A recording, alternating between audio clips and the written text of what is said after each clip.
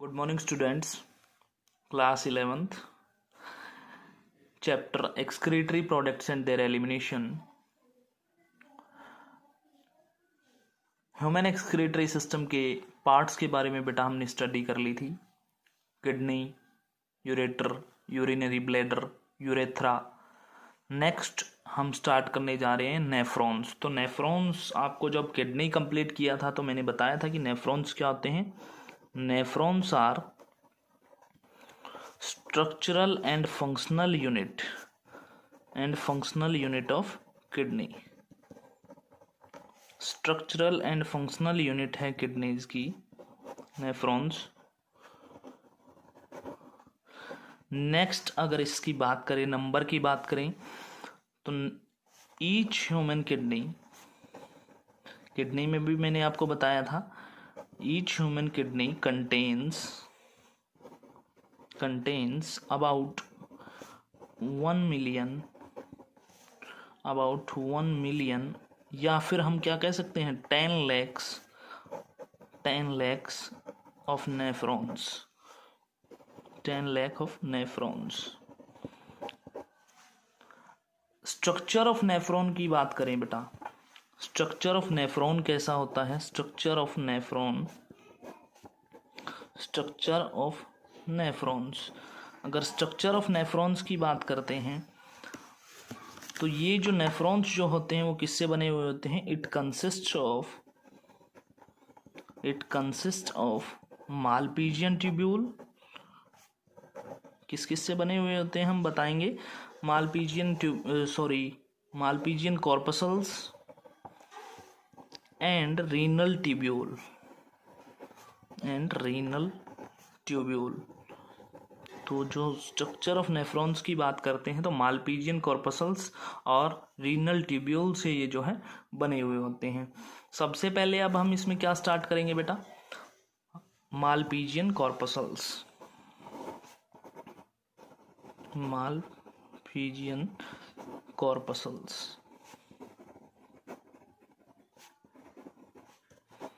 Malpighian corpuscles की बात करें तो इसको बेटा हम रीनल कॉर्पसल भी बोल सकते हैं।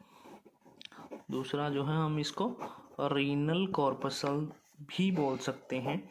और इसमें हम बताएंगे ये जो है किससे बना हुआ होता है। इट कंप्राइजेज ऑफ या it consist of glomerulus and Bowman's capsule. ये जो है मालपीजियन कॉर्पसल्स जो है ग्लोमेरुलस और बोमन्स कैप्सूल से बने हुए होते हैं। अब सबसे पहले बेटा इसमें हम किसकी बात करेंगे, ग्लोमेरुलस की। ग्लोमेरुलस की अगर बात करते हैं तो हम इसके बारे में बताएंगे। ये बेटा क्या होता है, it is a tuft of capillaries. Tuft का मतलब होता है गुच्छा। ये जो है कैपिलरीज का गुच्छा होता है। And this capillary network consist of, ये किससे बना हुआ होता है, of a complex anastomosing plexus of vessels, या कॉम्प्लेक्स ऑफ वेसल्स हम सीधा इसमें बोलेंगे कि कॉम्प्लेक्स ऑफ वेसल्स ही ये जो है बना हुआ होता है। And note of independent capillary loops.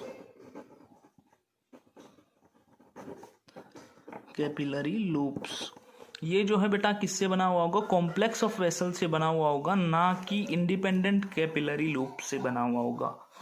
इसके आगे अगर हम बात करें तो इसमें बताएंगे कि ब्लड जो है एंटर करेगा ग्लोमेरुलस के अंदर ए फ्रंट आर्टेरियल के थ्रू और लीव करेगा इसको ई फ्रंट आर्टेरियल के थ्रू। ग्लोमेरुलस फिल्ट्रेशन जो है वो ग्लोमेरुलस के अंदर ही होता है। ग्लोमेरुलर फिल्ट्रेशन जो होता है, फिल्ट्रेट का जो फिल्ट्रेशन होगा वो ग्लोमेरुलस के अंदर ही होगा। तो इसमें हम लिखेंगे, बताएंगे blood enters through efferent arteriole and leaves glomerulus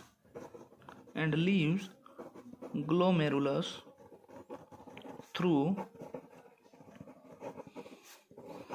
efferent arteriole, और जो है लीव करेगा इसको efferent arteriole के थ्रू। दूसरा हम बताएंगे ग्लोमेरुलर फिल्ट्रेट।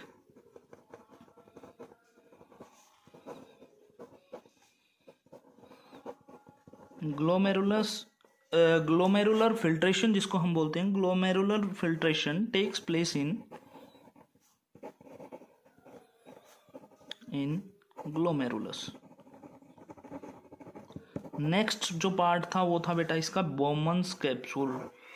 तो बोमेन्स कैप्सूल की अगर बात करें तो बोमेन्स कैप्सूल देखेंगे हम कि बोमेन्स कैप्सूल जो है क्या होता है और किस तरीके से वर्क करता है। Bowman's capsule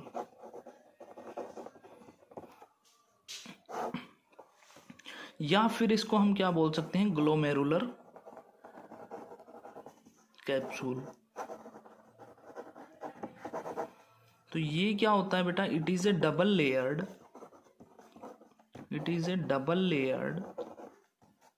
cup shaped structure. इसका बना के बताएंगे किस तरीके से होता है ग्लोमेरुलस और बोमेन्स कैप्सूल। तो ये double layered cup shaped structure होता है बेटा, और जो ल्यूमन होता है कैप्सूल का, फ्लूइड जो होता है lumen of capsule is continuous with narrow lumen of renal tubule. Continuous with narrow lumen of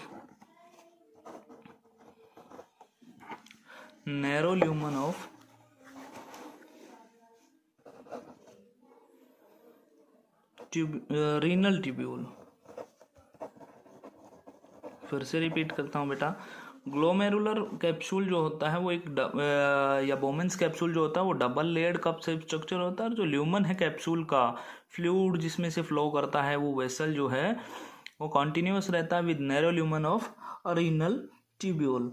इसके बाद हम इसमें बताएंगे जो बोमेन्स कैप्सूल है उसके अंदर दो लेयर्स पाई जाती हैं बेटा। आउटर को हम पैराइटल लेयर बोलते हैं और इनर को विसरल लेयर बोलते हैं। पैराइटल लेयर जो है वो स्क्वेमस सेल से बनी हुई होती है, और विसरल सेल लेयर जो होती है वो सराउंड करती है ग्लोमेरुलस को और कंपोज करती है स्पेशल टाइप ऑफ सेल्स जिनको हम क्या बोलते हैं, podocytes.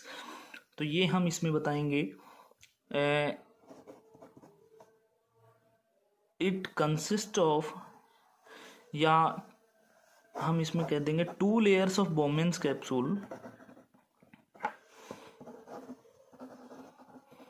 2 layers of Bowman's capsule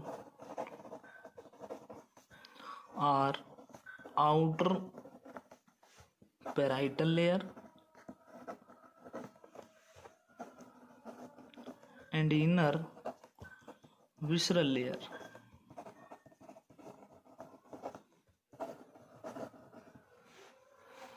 Outer layer consists of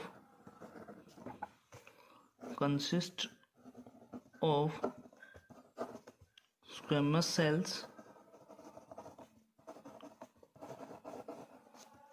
and inner layer surrounds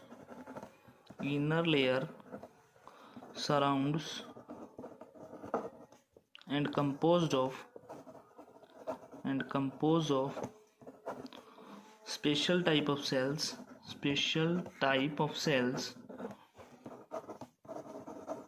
called podocytes। जो इनर लेयर जो है वो बेटा सराउंड करती है और कंपोज्ड होती है स्पेशल टाइप ऑफ सेल्स से जिनको हम क्या बोलते हैं, पोडोसाइट्स। इसके बाद हम इसमें बताएंगे बेटा कि जो परमिएबिलिटी होती है ग्लोमेरुलर मेम्ब्रेन की वो होती है 100 to 500 times as greater as that of the usual capillary. जो एक नॉर्मल कैपिलरी जो होती है उससे जो ग्लोमेरुलर मेम्ब्रेन की जो परमिएबिलिटी रहती है वो 100 से 500 गुना ज़्यादा होती है then the normal capillary.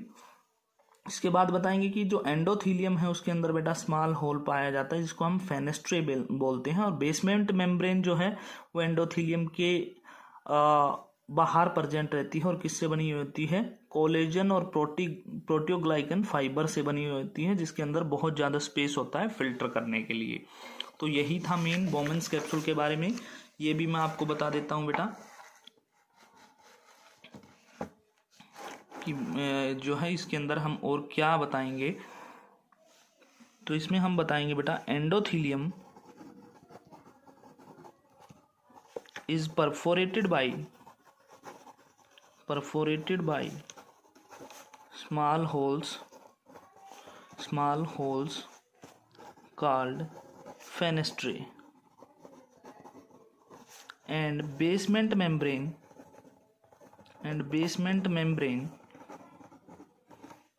is present outside endothelium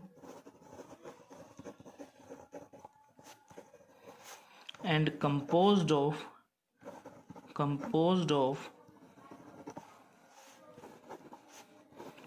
collagen and proteoglycan fibers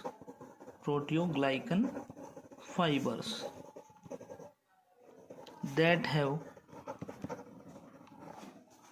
large space through which fluid can filter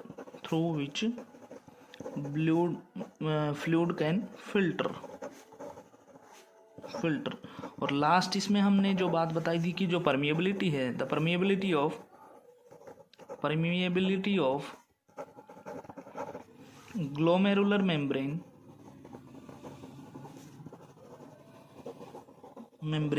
is greater or 100 to 500 times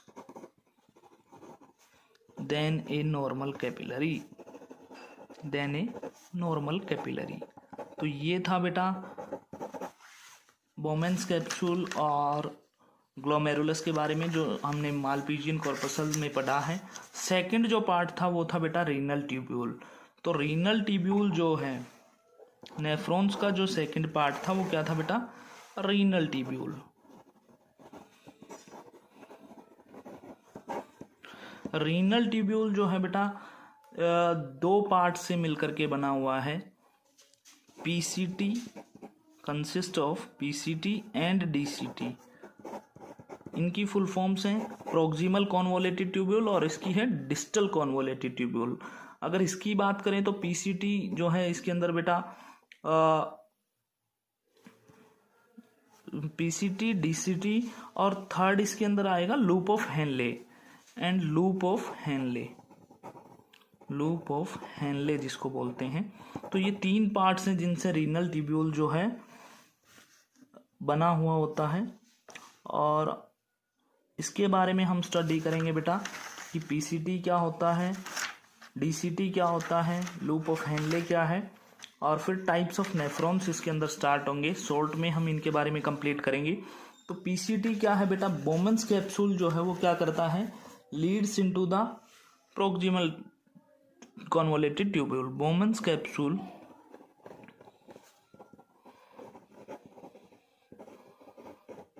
Leeds into PCT.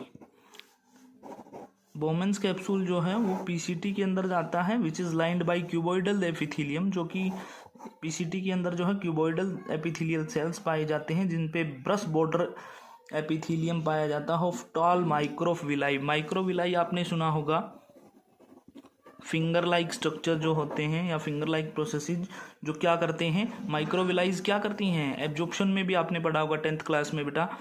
Absorption के अंदर ये जो है क्या करती हैं, सरफेस एरिया को इंक्रीज करने का काम करती हैं। The cells having numerous mitochondria near the basolateral surface, ये अलाउ करती हैं reabsorption of salts by active transport. ये इनका वर्क होता है।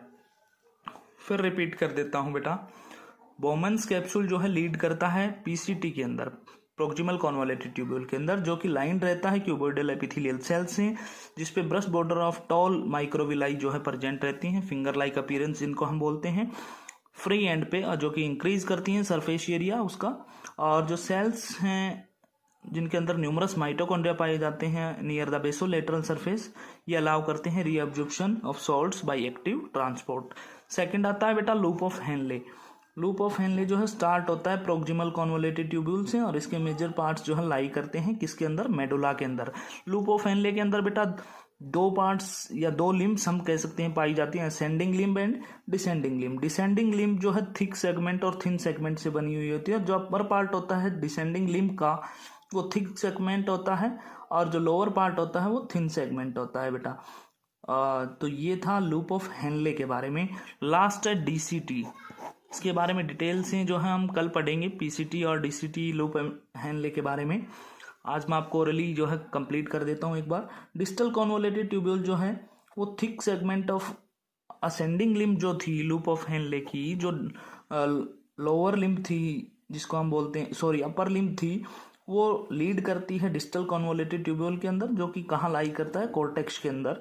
और इसके अंदर क्यूबॉइडल सेल्स पाए जाते हैं और स्मॉल और इरेगुलर स्मॉल माइक्रोविलाई जो है प्रेजेंट रहती हैं with no brush border. Finger like appearance जो थी वो कॉम्प्लेक्स नहीं होगी, यहाँ सिंपल होगी। और जो टर्मिनल पार्ट है डिस्टल कॉन्वोलेटेड ट्यूब्यूल का वो सीधा कहाँ पे जाता है, जंक्शनल ट्यूब्यूल के अंदर। तो आज हम बेटा सिर्फ यही करेंगे, कल इनके बारे में डिटेल से स्टडी करेंगे। प्रोक्सिमल कॉन्वोलेटेड ट्यूब्यूल क्या होता है, डिस्टल कॉन्वोलेटेड ट्यूब्यूल क्या होता है, और लूप ऑफ हेनले क्या होती है। आज के लिए इतना ही। Thank you and have a nice day.